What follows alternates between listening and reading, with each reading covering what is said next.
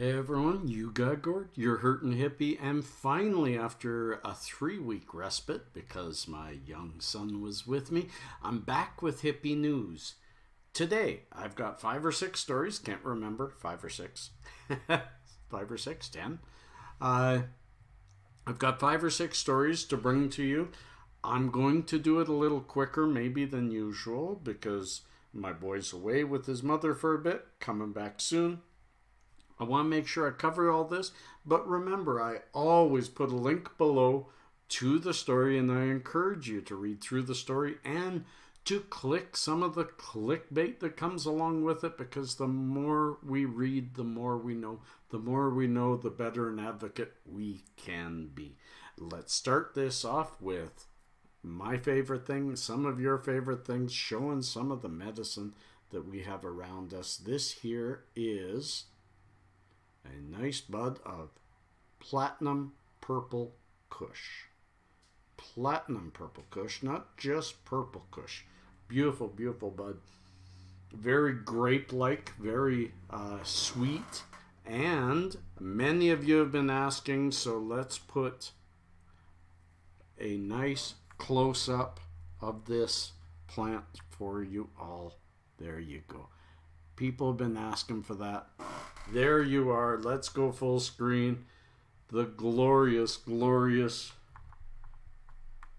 trichomes of the platinum purple kush. Absolutely incredible and beautiful. And mature, big bulbous heads. And no, don't say anything more about that. Now back to me. There we go. Let us pitter patter and get at her. Cheers. Some of that same medicine. You'll notice I barely ever touch the flame to the plant itself. I'm trying to get mostly just the oils.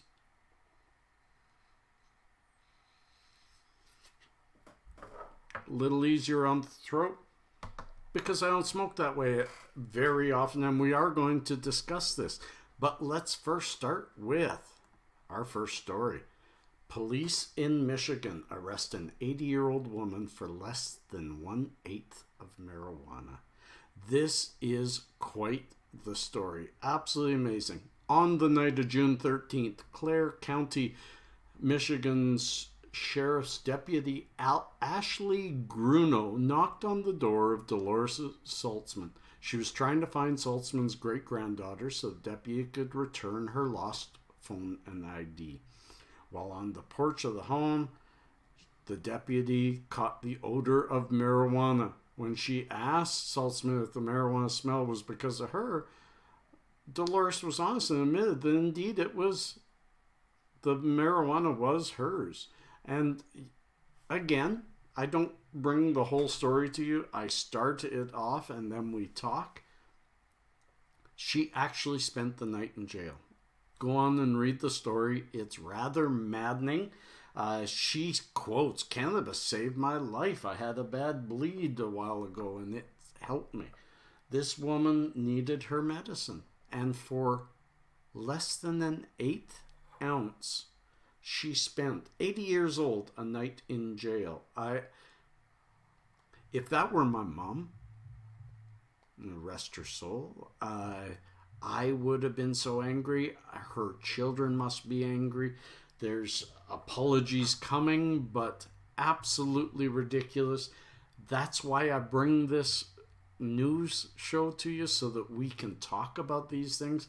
It's still happening. We have to close the door on the stigma and the reefer madness. So here's to you, Dolores. I hope you're okay. I hope they didn't hurt you. I hope you weren't too scared. I couldn't imagine being 80 years old and sitting in jail overnight. All for a choice of medicine. Amazing. Absolutely amazing. And let's move on. The next story is a local story. I brought it to you quite a while ago, where Calgary, my city, had passed a local bylaw saying that smoking anywhere in public was banned. when that was brought out, I had a wonderful little troll that kept bugging me saying, you're going to get in trouble there, Birchie. No, I said, first of all, this will change. Regulations always start off as tight as they can be to protect everybody from supposed dangers. As we get closer to the actual usage of these regulations, already this is changing. Let's look below. Toking in public could be coming to Calgary as the city mulls for new consumption spaces. Yes, they have already changed the bylaws. Calgary, let me read. Calgary is examining 4 proposed sites where people would be able to consume cannabis in public. Sorry. A Friday announcement says the city will launch public engagement on Monday to gather input about several public areas where people will be able to smoke, vape, or otherwise consume cannabis. We know this is going to catch on because the city found themselves, as I suggested they would, found themselves facing public backlash. If you can drink in certain public places and cannabis is becoming legal, then you should be able to smoke. They need to supply that or people are going to break it. I said that before. Regulations always start tight. Usually it takes going public October 17th and then some challenges on different bylaws will eradicate or quash those bylaws or change them to be more receptive to the public. This is a good example of that, even prior to them becoming in effect. Already the voice of the people have outridden the voice of the city, as it should, because in real government, which I don't think exists, they're supposed to work for us. They are supposed to work for us. The next story is also one that really fits Canada, because there is a debate going on right now about this, so I share it with you. Why the subjects of recreational and medicinal cannabis should be separate. This is a really good story by Sensi Seeds. I've actually read it twice. I haven't really found a good way to present the story except to say read through, scan through, got some great subject titles so that you don't have to get caught up in the muck of things that don't interest you. But it goes on to say that to talk about, it starts with the history of how it became medicinal and how we've been fighting the level of care. We've been fighting... maybe let me go down a little further. Yeah, the plague of cannabinoid research. It has been more than a century that patients have been fighting in order to gain legal access to cannabis and cannabis-based medicine. U.S. states authorize medicinal cannabis for a specific list of conditions with details on which diseases qualify or not, depending on these places' specific laws. That means that people under these laws and suffering from glaucoma, depression, multiple sclerosis, and quite a few other ailments can legally prescribe marijuana. Now, they talk about a fight that isn't a fight between recreational cannabis advocates and medicinal cannabis advocates. I myself am right in the middle of the road. I'm just a cannabis advocate. But I see the two different roads, and already Canadian Medical Association has come forward with a statement that met a lot of backlash, but still it's a piece of the medical society saying, let's get out of medicinal cannabis. We're making it available to anybody. If they truly feel cannabis will help them, they can buy it, they can get it, they can use it. Why burden the medical system? Why put an additional burden on the medical system in bringing in a new product? That has not gone over very well, but that is the rub, is they're trying to say, look, if you've got access, you've got that choice, just like you have the choice without us supporting other natural methods and things like that. Canada has been fighting that for a long time, homeopath and stuff like that. Cannabis doesn't fit into a homeopathic maybe works thing. The evidence, although anecdotal, and they talk about this, is overwhelming. So Canada is about to go legal. Very large country going legal recreationally. Therefore, research is going to go like crazy, and within a couple of years, we're going to be able to say it's not anecdotal no more. So that's why I brought this story to you. I do encourage you to read on why aren't certain diseases treated with cannabis yet? Well, because of the anecdotal evidence. They go on to talk about Dr. Sanjay Gupta and how he's the only real mainstream support for it. There are others. Reach out and share them, because that's where we get better, is when we're sharing data with each other and those who are against it. So, next story is a good one. Next story may... Oops. Brought you that beauty again. Next story may rile some of you up. I don't know if any of you drink. I don't. It's been 15 years and I'm very happy that I don't. But a recent study, and a very large study, the University of Washington School of Medicine, there is no safe level of drinking alcohol, concludes this study. It shows in 2016 nearly 3 million deaths globally were attributed to alcohol use. And I can quickly look up how many deaths were related to cannabis. 0. Don't have to look it up. So, I'm not going to share the study with you. I'm just presenting it to you, that I say even if alcohol has no safe level, we are free people and we should be able to choose alcohol if we so desire. This is a world where, as long as we're not hurting other people, as long as we're not driving under the influence of it, I don't care what you use to unwind, to relax, to make yourself feel better and cope with this very difficult life we have. I don't care. Just never let your right to do that impede someone else's right to privacy and or safety. As long as we always do that, I think everything should be legal, even though I'm against most drugs. I really am.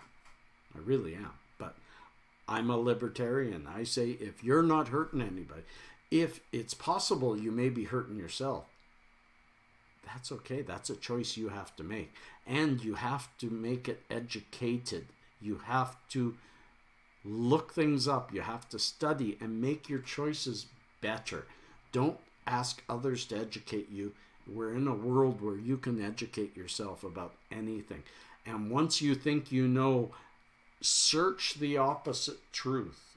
Take your truth that you feel right now and turn it on its head and research the other side, so that when you make the decision, it's whole. I'm really preachy today. Next story is about edibles.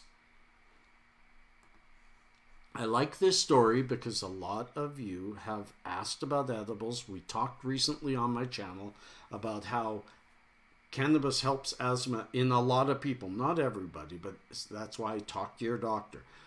But that if you are using cannabis, most of the time edible is the way to go.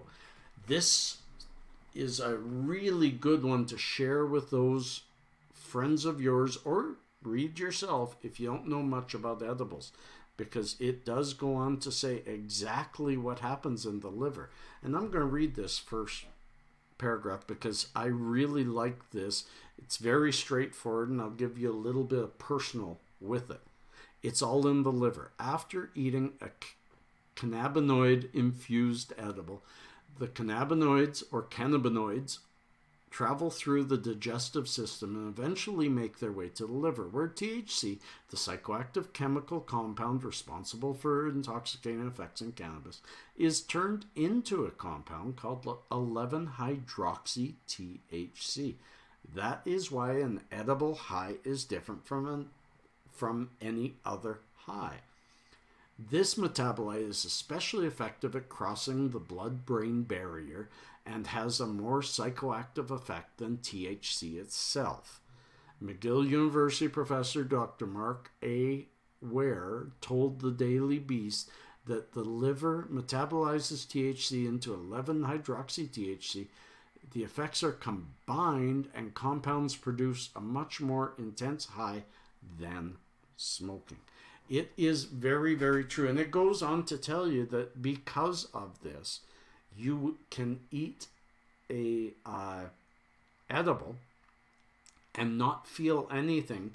Depending on your metabolism, it can take 30 minutes up to 2 hours. I can say my metabolism seems to be almost 100% at the 2-hour mark. If I take an edible right now, it is 12:51. If I take an edible right now at 2:51, almost 3 o'clock, I'll be high. I know it. I've done it many times. I take THC capsules. Now, that said, I want to warn you all that there's a difference. If you're drinking THC, you get a double effect. You will get the sublingual effect under the tongue, while you'll get an hour and a half later or half an hour later, depending on your metabolism, an 11-hydroxy-THC effect. So be careful, know this, and always start small with your doses. And if you're eating, the biggest warning I can say is, especially if you're new, take it at a certain time when you know you aren't going anywhere.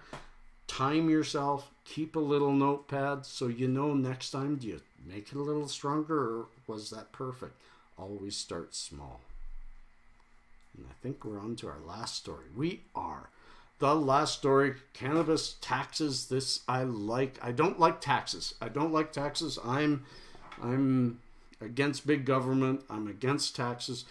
But if legalizing cannabis brings a new tax area that can be funneled like this is, sending bright young Coloradans to college, yay.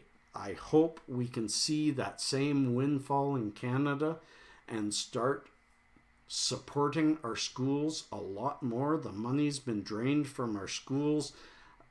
My son, well, I won't go into details. I'll just say I'm not happy with public schools.